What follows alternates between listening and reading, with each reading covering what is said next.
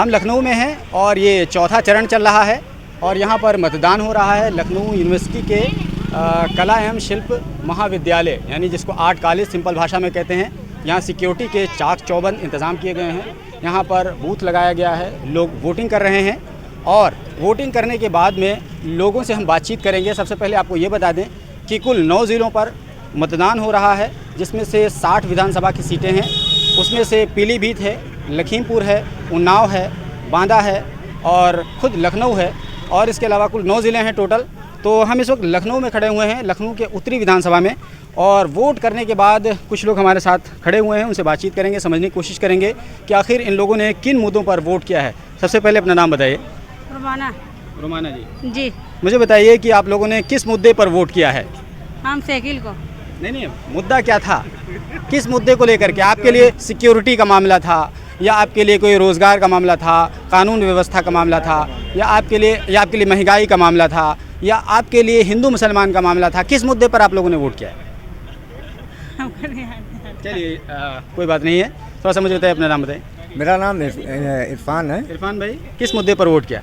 मैंने इस मुद्दे पे वोट किया है कि मैं कोई जाति धर्म को लेकर के मैं बात नहीं करना चाहता हूँ, और ना ही ये चाहे बीजेपी हो, चाहे समाजवादी पार्टी हो, कोई भी पार्टी। मुद्दा आपके नज़दीक क्या था? हाँ, मुद्दे में मैं सबसे पहले 2 ही बात बोलूँगा। एक तो ये जो महंगाई पे जो लगाम कर सके कोई भी सरकार आवे, पहले तो महंगाई को लगाम लगावे, और दूसरी बात यही है कि जो हम युवाओं को जो बेरोजगार चल रहे हैं, रोज़गार और महंगाई आपके लिए वो मुद्दा था। आपका नाम बताइए। मोहम्मद रिजवान खान।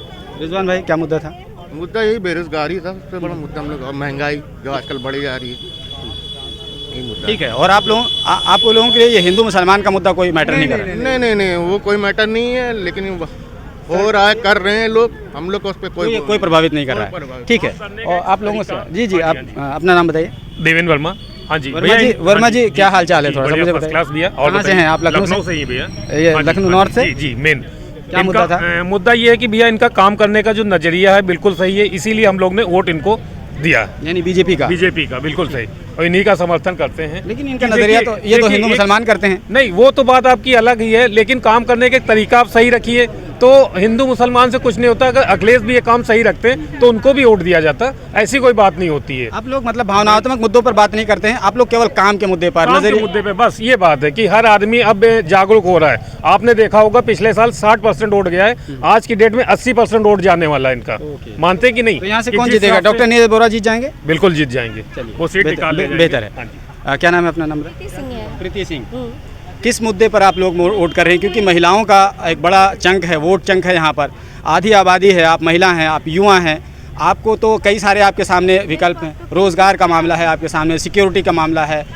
तो आप मुझे बताइए कि एक महिला होने के नाते और एक नौजवान और युवा होने के नाते आप किस मुद्दे को लेकर के चुनाव में वोट कर रही हैं? मेन तो पहले ना युवा हो, क्योंकि हम लोग पढ़ के निकले हुए हैं, हम लोग को अच्छी मतलब नौकरी की सबको युवा को है, ज़रा बेरोज़गारी बहुत फैली है, तो मैं इस पर विशेष ध्यान देना कहना चाहूँगी कि युवा को बेरोज़गारी से बचाए। आपके लिए बेरोज़गारी का मुद्दा है। अच्छा, कांग्रेस ये कहती है लड़की हूँ लड़ सकती हूँ, महिलाओं को सीधे सीधे आधी आबादी को एड्रेस कर रही है। आप लोग कांग्रेस की विचारधारा से सहमति नहीं जता रही हैं? मैं किसी के नहीं, बस ये कहना चाहूँगी कि लड़की हो तो हर जनरेशन में आके लड़की को सेल्फ डिपेंड होना पड़ता है, वो हमें खुद निकल के आके सेल्फ डिपेंड होना होगा। अदरवाइज हमें ये देखना होता है कि हम किस क्षेत्र में जाना है। युवा है तो मेन हम लोग का, यानी कांग्रेस का ये नारा आप लोगों को बहुत ज़्यादा अपील नहीं किया? ये तो सभी में फॉलो होता है, बट हम लोग को ये देखना है कि हम लोग को किस क्षेत्र में हम वोट दे दिया है आपने?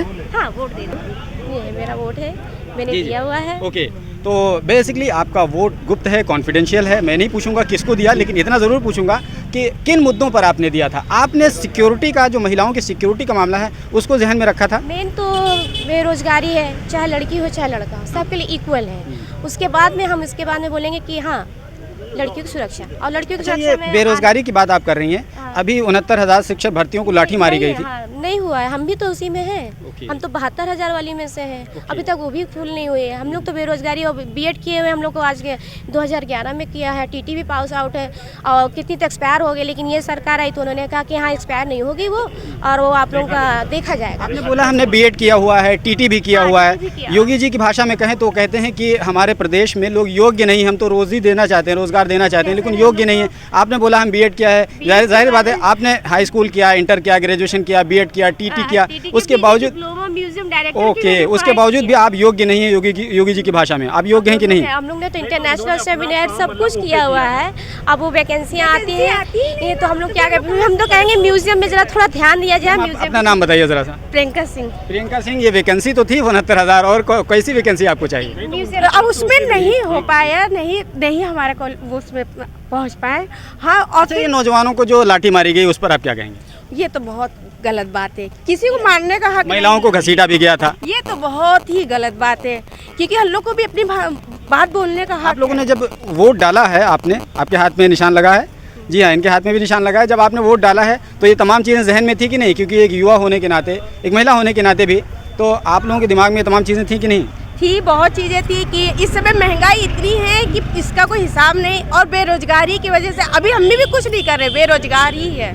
बहुत कोशिश की, प्राइवेट जॉब में भी जाओ तो वहाँ पे ज़्यादा सैलरी नहीं मिलती, तो उससे कोई फ़ायदा नहीं ना, तो हम भी इसमें बेरोजगारी है, तो मेरा किसी चीज़ में सिलेक्शन नहीं हुआ, मैंने बहुत बार ट्राई किया है। यानी आप भी योगी जी की भाषा में कहें तो अभी योग्य नहीं है अभी। चलिए ठीक है, अपना नाम बताइए। मेरा नाम आशीष कुमार सिंह है। आशीष भाई, आप भी नौजवान हैं, मुझे बताइए, आपने वोट डाल दिया है? मैंने अपना वोट दे दिया। चलिए, वोट अपना दे दिया। बिल्कुल सही, आपने अपने मत का अधिकार किया। इंजीनियर की पढ़ाई इन्होंने की है। अच्छा, आप इंजीनियर हैं? हाँ। बीटेक हैं? हाँ। कौन सा ब्रांच कौन सा था? सिविल से है, मैं असिस्टेंट इंजीनियर अपॉइंटमेंट था पहले बिहार गवर्नमेंट में। ओके। अब वहाँ से यहाँ आ गया। मुझे बताइए, आप लोग सिविल इंजीनियर हैं, और सिविल इंजीनियर तो बड़े गड़बड़ करते हैं यार, पुल बनाते हैं टूट जाता है, आप भी ऐसी इंजीनियरिंग करेंगे? आप भी ऐसी बनाएंगे, हम तोड़ देंगे? विश्वविद्यालय में हमारा स्ट्रक्चर अलग है। आज भी आप जाके बिहार गवर्नमेंट में, हम जब हमारे यहाँ से एमएलए थे लालजी टंडन, उनके हमने क्षेत्र में जाके जब गवर्नर थे, मैंने वहाँ जाके काम किया। आज भी विश्वविद्यालय में मेरा नाम है। यानी आप ये कहना चाह रहे हैं कि हम अगर पुल बनाएंगे तो नहीं टूटेगा? नहीं टूटेगा, हमारा अलग ही कुछ कॉन्सेप्ट होता है। क्योंकि मेरे जो पापा हैं, इन्होंने बहुत हार्ड वर्क करके हम लोग को पढ़ाया। चलिए, ये आप लोग भाई बहन हैं क्या? हाँ, हम लोग, और ये मेरे पापा हैं, पापा मेरे ठेला। तो चलिए, आपसे बेहतर हम बात कर सकते हैं। अपना नाम बताइए जरा। नंदलाल। नंदलाल जी।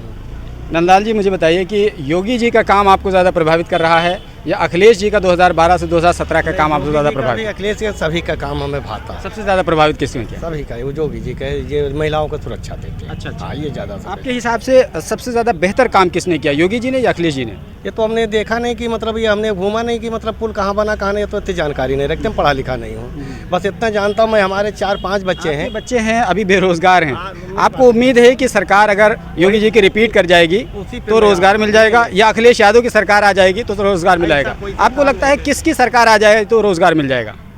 ऐसा तो हम सभी सरकार चाहते, कोई भी सरकार, अब उस पर हमें आप रोजगार। खुल के बोलिए, किसकी सरकार अगर आ जाएगी तो आपको उम्मीद है कि रोजगार मिल जाएगा? आप बदलाव के ऊपर बोलिए, आप बदलाव चाहते हैं। रोजगार तो समाजवादी रोजगार पार्टी में भी मिल सकता है, इसमें भी मिल सकता है, इसमें भी मिलता है। आपसे हम पूछ रहे हैं, हम फिर से दोबारा से सवाल है, मुझे बताइए कि आपको क्या लगता है किसकी सरकार आ जाएगी तो आपके बच्चों को रोजगार मिल जाएगा? इसमें भी मिल सकता है अगर चाहेंगे, और अखिलेश वाले में भी मिल सकता है। दोनों में 50-50 का इनका। अच्छा, नहीं, हम थोड़ा ये समझना चाह रहे हैं आपसे कि अभी 5 साल गुजर गया, आपके बच्चों को रोजगार नहीं मिला, अब आपको क्या लगता है इस सरकार से अभी भी उम्मीद बची है? हाँ, बची है उम्मीद। चलिए, बस यही मैं जानना चाह रहा है कि आपको अभी भी उम्मीद। चलिए, आप अपना नाम बताइए। राकेश कश्यप नाम है मेरा भैया, मैं ट्रामा सेंटर से, मेरा बच्चा एडमिट है, मैं वहाँ से आधे घंटे की छुट्टी लेके आया हूँ। मुझे यहाँ भी लाइन नहीं लगानी पड़ी क्योंकि मेरे पास कार्ड था, और मैं वोट डालने आया हूँ। अपना थोड़ा सा मुद्दा मुझे बताइए, समझाइए कि दरअसल 2017 से लेकर 2022 का जो कार्यकाल रहा योगी आदित्यनाथ जी का, वो कार्यकाल आपको समझ में आया था? भाई, योगी जी का और मोदी जी का कार्यकाल हमें इसलिए समझ में आ रहा है कि गरीबों को रोटी मिल रही है, और महिला सुरक्षा जो है पूरी तरीके से है, लोग मान सम्मान और स्वाभिमान से जी रहे हैं। ठीक है, लेकिन महिला सुरक्षा की बात आप करते हैं तो हम फ़ौरन हाथरस कांड देख लेते हैं। हाथरस कांड में आपने देखा महिला सुरक्षा के नाम पर क्या कुछ हुआ था, आपने देखा ही था। एक लड़की को रात के 12 बजे 1 बजे जला दिया गया, और उसके बाद में पेट्रोल डाल के जला दिया गया। उसके बाद में इतनी छिछिया लेदर हो गई जब सरकार की, तब जा कर के बाज़ाब्ता इन्वेस्टिगेशन का गठन किया गया। आपको क्या लगता है महिला सुरक्षा के नाम पर एक मजाक नहीं है? देखिए, ऐसा है कि समाज में अभी बहुत सी कुरीतियाँ बाकी हैं, उन पे काम होना है, सरकार काम कर रही है। अब ये है कि अब अपने घर में ही ले लीजिए कि कोई 5 बच्चे हैं तो उसमें से एक नालायक भी होता है, तो ये आप कहना चाह रहे हैं कि सरकार नालायक है? नहीं, सरकार नालायक नहीं है। नालायक से आप क्या तात्पर्य? नालायक का मतलब 5 बच्चे कोई इधर जा रहा है, कोई उधर जा रहा है। आप कहना चाह रहे हैं कि सरकार का इतना बड़ा क्षेत्र है, सरकार कंट्रोल नहीं कर सकती, आप ये कहना चाह रहे हैं? नहीं, कंट्रोल करती है, लेकिन अब उसमें से ये है कि अब किसी के चेहरे पे क्या लिखा है ये कोई नहीं बता सकता है। नहीं नहीं नहीं नहीं, ये एक मिनट आधी रात, एक मिनट नहीं, अब मैं आपसे बात करता हूँ 12 बजे रात में एक लड़की का शव जला दिया जाता है, इसमें आपको क्या लगता है ये पुलिस वाले किसके इशारे पे काम कर रहे थे, क्यों जला दिया गया? मुझे इस सवाल का जवाब बताइए। देखिए, कहीं ना कहीं तो कुछ गलती होती है। किसकी गलती? प्रशासन से। प्रशासन किसके इशारे पे काम करता है? शासन के इशारे पे काम करता है। प्रशासन जैसे अब किसी का क्या इंटरेस्ट है उसमें, कोई अपने आप को बचाना चाहता है। नहीं, प्रशासन सिंपल सी बात है, शासन के इशारे पे काम करता है। आप सवाल का सीधा जवाब नहीं दे पा रहे हैं। चलिए, महिला सुरक्षा के मुद्दे पर कम से कम योगी सरकार इस मामले में फेल है, आप इसको जस्टिफाई नहीं कर सकते। आप मुझे बताइए कि मुझे बताइए कि आप लोग किस मुद्दे पर वोट कर रहे हैं? देखिए, हम लोग बदलाव चाहते हैं। इस सरकार ने जो भी काम किया है, युवाओं को लेकर, महिलाओं को लेकर, गरीब को लेकर, बेरोजगारी को लेकर, महंगाई को लेकर, इस सरकार ने सिर्फ लोगों को परेशान किया है। और इनकी भाषा ऐसी है कि हम ठोक देंगे, बुलडोजर चला देंगे। ये कोई आपको लगता है कि परिवर्तन होगा? क्यों नहीं परिवर्तन होगा? आज उत्तर प्रदेश का 4था चरण है। अगर परिवर्तन ना हुआ तो आपने मुख्यमंत्री जी की भाषा सुनी है? उन्होंने कहा है कि गर्मी निकाल देंगे और जनवरी में शिमला बना देंगे। आपने भाषा सुनी? एक मुख्यमंत्री चर्बी निकाल देंगे, गर्मी निकाल देंगे। वो एक पढ़े लिखे जो इंजीनियरिंग की पढ़ाई कर विदेश से आए हैं, वो कहते हैं हम भर्ती निकालेंगे, गर्मी को शिमला बना देंगे। ये मुख्यमंत्री की भाषा है? आपको मुझे बताइए कि ये मुख्यमंत्री जी इस तरह की भाषा बोलते हैं। मुख्यमंत्री बहुत ही सभ्य इंसान होता है, बहुत शालीन इंसान होता है, बहुत गहरा इंसान होता है, उसके अंदर बहुत ही कह सकते हैं कि दया होती है, सहनशीलता होती है। ये भाषा मुख्यमंत्री की कहाँ सही है कि ठोक देंगे, गर्मी निकाल देंगे, शिमला बना देंगे? हाँ, ये बात तो गलत है और गलत का कोई साथ नहीं देता है, ये आप समझ लीजिए। अगर वो सही काम करेंगे तभी सही आदमी सही दिशा में काम करेगा, ये बात होती है। तो इनकी गलत बात है। हम लोग, मुझे बताइए किन मुद्दों पर अंकल आपने वोट दिया है? हमने मुद्दा तो ये दिया है कि वोट ज़्यादातर क्लास 1, क्लास 2 ये तो जाता ही नहीं है। क्लास 3 ये इनके एम्प्लॉइज हैं, ये इनके दामाद समझ लीजिए, ये हैं वो हैं। आप योगी आदित्यनाथ सरकार से सख्त नाराज हैं? बिल्कुल सख्त नाराज हैं। इनको बदलाव के लिए वोट किया? पुलिस जीने नहीं देना चाहती है। ठीक है, जहाँ गलत होगा वो बोलेगी जरूर जनता। ठीक है, और लोगों से बातचीत करेंगे। सर, अपना नाम बताइए। जी, तजम्मुल हुसैन नाम है। तजम्मुल भाई, लोग कहते हैं कि बदलाव के नाम पर वो वोट दे रहे हैं, आपको लगता है बदलाव की वाकई में ज़रूरत है? जी, बहुत ज़रूरत है बदलाव की, बहुत ज़्यादा ज़रूरत है। क्यों ज़रूरत है, मुझे बताइए। अरे वही मेरे बात कर रहे हैं मुख्यमंत्री जी कि गर्मी निकाल देंगे और ठंडा कर देंगे। ये सब इतने बड़े पद पे हैं, उत्तर प्रदेश के मुख्यमंत्री हैं, उनको इस तरीके से थोड़ी बोलना चाहिए। लोग ये कह रहे हैं शायद हार रहे हैं, हताशा में इस तरह की बातें कर रहे हैं, ये सहमत है? तो सुनने में यही आ रहा है कि पश्चिमी क्षेत्र में साफ हो गए हैं, धीरे धीरे इधर भी साफ हो रहे हैं, यही लग रहा है। और अगर जीत गए, रिपीट कर गए, तो फिर दोबारा से वो वाकई में कह रहे हैं गर्मी निकाल देंगे, तो आपको लगता है वाकई में गर्मी निकाल पाएंगे? तो देंगे ही भाई, जब वो बुलडोजर भेजे हैं, निकाल सकते हैं। वही बुलडोजर भेजे हैं वो मरम्मत के लिए, तो बुलडोजर आएगा, फिर बुलडोजर चलवाएंगे। छोटा सा ऐसी सर्वे ले लेते हैं कि किसका माहौल यहाँ फिलहाल चल रहा है उत्तर प्रदेश में, थोड़ा सा मुझे बताइए। ऐसे एक शब्द में बोलिए, किसका माहौल चल रहा है, किस पार्टी का? इस समय साइकिल जाएगी। किसका? बीजेपी। किसका माहौल चल रहा है सर? हाँ, बीजेपी का है। किसका चल रहा है? साइकिल का। किसका? साइकिल। किसका चल रहा है बेटा? साइकिल। किसका चल रहा है, थोड़ा सा बोलो। साइकिल। किसका? साइकिल, अखिलेश यादव। ओके, किसका माहौल चल रहा है, थोड़ा सा एक रफ सर्वे। बीजेपी। किसका माहौल चल रहा है अंकल? बीजेपी। किसका माहौल चल रहा है अंकल? योगी का यार। थोड़ा सा मुझे बताइए, किसका माहौल चल रहा है? भैया बाबा जी की जय हो। बाबा जी की जय हो। किसका माहौल? सबसे पहले जो है वही बाबा जी की। चलिए, तो एक बड़ी बात ये है कि सबसे पहले अपने उत्तर प्रदेश हो चाहे जहाँ हो, जनसंख्या वृद्धि पर तुरंत रोक लगानी चाहिए। ठीक है, सबसे पहले जनसंख्या वृद्धि की। एक मिनट सुनिए मेरी बात। हाँ, आपने जनसंख्या वृद्धि की बात कही। आपको पता है बीजेपी के जितने एमएलए हैं उसमें से अगर जनसंख्या दो की बात आप बात करें ना, 2 से अधिक है, 2 से 2 और अधिकतर डिसक्वालीफाइड हो जाएंगे और योगी की सरकार फौरन गिर जाएगी। यानी आज कितनी तारीख है? 23 तारीख है। 23 तारीख को गिर जाएगी। जनसंख्या नियंत्रण बहुत जरूरी है। जरूरी है, सरकार जिसकी भी हो, वो बात अलग नहीं है। जनसंख्या नियंत्रण जो है बहुत जरूरी है। सरकार से हमें वो नहीं है। ठीक है, जो अच्छा काम करेगा वो होगा। अच्छा, मोदी जी कितने भाई बहन हैं आपको पता है? एक चीज आम जनता जानती ही नहीं है। नहीं मालूम। मोदी जी कितने भाई बहन हैं, थोड़ा मुझे बताइए। मोदी जी कितने भाई बहन हैं? संभवतः तीन, दो को तो मैं जानता हूँ, मतलब एक। मतलब आप बहुत ज्यादा गहराई से चीजों को नहीं समझ पा रहे हैं, आप बहुत हल्का हल्का समझ ऊपर ऊपर देख रहे हैं। अंकल लोग यही कहते हैं, मैं आपको बताता हूँ, लोग ये कह रहे हैं, सुनिए मेरे, योगी जी कितने भाई बहन है तुम्हें मुझे बताइए। मुझे नहीं, मुझे लोग ये कह रहे हैं कि अगर यही कानून कांग्रेस लेके आ गई होती तो आज जो जनसंख्या नियंत्रण कानून बना रहे हैं वो पैदा ही ना हुए होते। नहीं, ऐसी हम क्या बोल रहे हैं, आपने मेरी बात नहीं सुना। ये इम्पोर्टेंट नहीं, इस समय हमें पिछला देख के ज़्यादा नहीं देखना है, हमको आगे क्या करना है, हमको आगे देखना है, क्योंकि जो बीत गया वो बीत गया, हमें तो आगे बढ़ना है, तो आगे बढ़ने के हिसाब से सारे काम करने होंगे। अच्छा मुझे एक बात बताइए, ऐसा कहा जाता है चाइना में, चाइना को आपको पता है, चाइना की आबादी भारत से ज़्यादा है कि नहीं? अगर आप एक मिनट सुनिए मेरी बात, जनसंख्या अभी फिर हटा भी दिया गया, आपको भी पता होना चाहिए। जनसंख्या नियंत्रण की अगर आप बात कर रहे हो, चाइना की बात करें, थोड़ा सा और इधर आ जाइए, उन लोगों को सेल्फी खिंचा लीजिए, क्योंकि जनसंख्या नियंत्रण की बात भाई साहब ने कही तो बड़ा इंटरेस्टिंग बात है। चाइना जो है ना वो देश की, पूरी दुनिया की चौथी इकोनॉमी में से एक है, ठीक है। अमेरिका है, जापान है, चाइना है और जर्मनी है, इन चारों इकोनॉमी में से एक चाइना भी आ जाता है, जबकि उसकी जनसंख्या भारत से अधिक है, बल्कि पूरी दुनिया में नंबर 1 है। तो अगर देश के विकास होने का, विकसित होने का या तरक्की होने का और जीडीपी के बड़े होने का जनसंख्या से कोई संबंध है तो फिर तो चाइना को तो बहुत पीछे चले जाना चाहिए था। यानी एक मिनट मेरी बात, चाइना को तो अफ्रीका से भी नीचे चले जाना चाहिए था उस एतबार से। जनसंख्या के साथ साथ एक और चीज़ की ज़रूरत है, वो है एजुकेशन। बहुत कम इंडिया की लगभग, इंडिया की देखिए 1 अरब 30 करोड़ के करीब है और वो 1 अरब 50 के करीब है, ठीक है। 20 करोड़ का डिफरेंस है, मुझे बताइए 20 करोड़ का डिफरेंस है, फिर भी भारत की इकोनॉमी और वहाँ की इकोनॉमी, क्षेत्रफल में कितना अंतर है? जापान का क्षेत्रफल बहुत कम है, लेकिन उसकी जीडीपी जो है वो देश के, पूरे दुनिया के चौथे नंबर की जीडीपी है, यानी 4 जीडीपी में से, बड़ी जीडीपी में से एक है। तो इसका मतलब आपका सही नहीं है, क्षेत्रफल का जीडीपी से कोई संबंध नहीं है।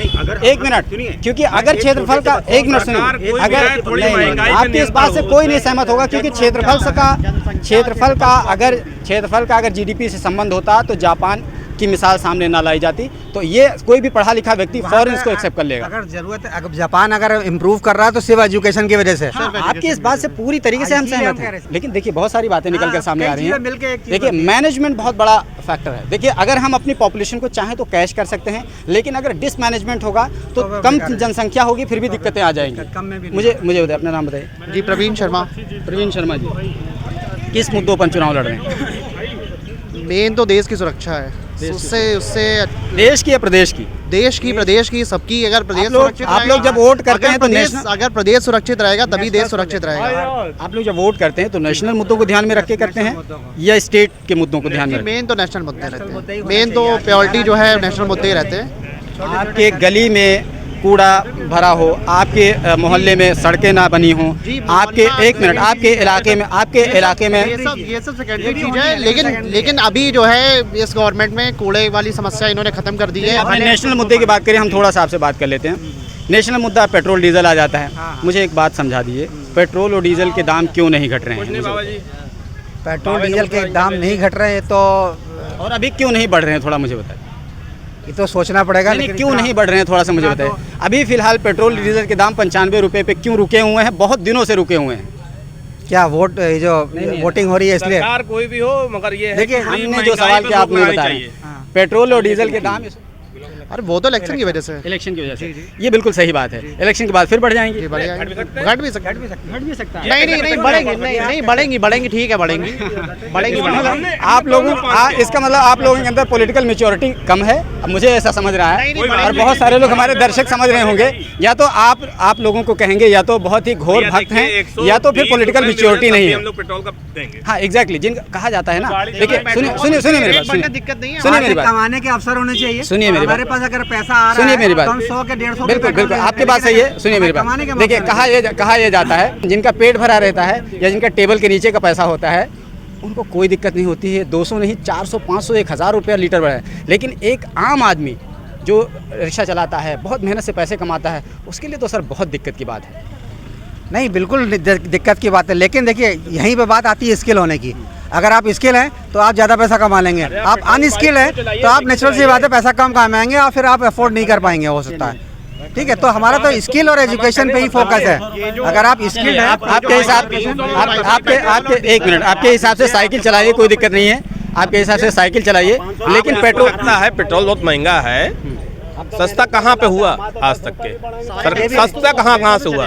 मुझे एक बात बताइए, एक मिनट मेरी बात बताइए। सारी चीज़ों को जीएसटी के दायरे में ला दिया गया है, ये पेट्रोल और डीजल को जीएसटी के दायरे में क्यों नहीं लाए जा रहे हैं, मुझे बताइए। क्योंकि आप लोग केंद्र के मुद्दे को बहुत ज़्यादा ध्यान में रखते हुए बात करें, इसलिए हम पेट्रोल डीजल की बात कर रहे हैं। पेट्रोल डीजल है अभी, अब महंगा तो है ही है।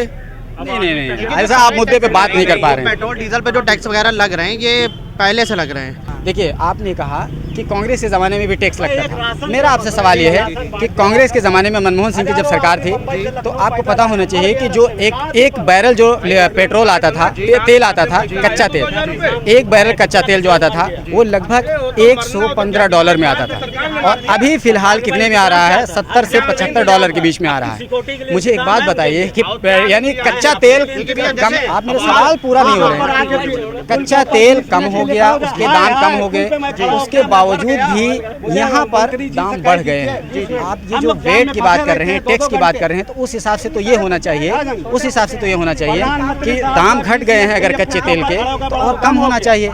एक भैया होती है महंगाई दर होती है। जैसे आपने कोई प्रॉपर्टी आज से 10 साल पहले ली 10 लाख की, तो 10 साल बाद उसकी वैल्यू बढ़ जाती है। वही वो टैक्स वगैरह वो महंगाई दर के हिसाब से महंगाई भी थोड़ी बढ़ती है हर चीज़ के रेट में थोड़ा। जैसे आप पहले जीन्स से आप 200-400 की भी लेते थे, आप 1000-1500 की लेते हैं, तो महंगाई दर के हिसाब से भी फर्क पड़ता है इसमें। नहीं, इसका महंगाई दर से सर आप इसका मतलब नहीं समझ रहे हैं। ये इन्फ्लेशन का मतलब आप नहीं समझ रहे। नहीं, जैसे आप उसको प्योर नहीं लगती है जो खर्चा आता है सर, आप इसका मतलब आप इन्फ्लेशन का दर नहीं समझते हैं। इसका मतलब सिंपल सा यही है, अगर आप ये बात बोल रहे हैं तो। Alpha hospital and trauma centre, engineering college चौराहा, सीतापुर रोड, लखनऊ।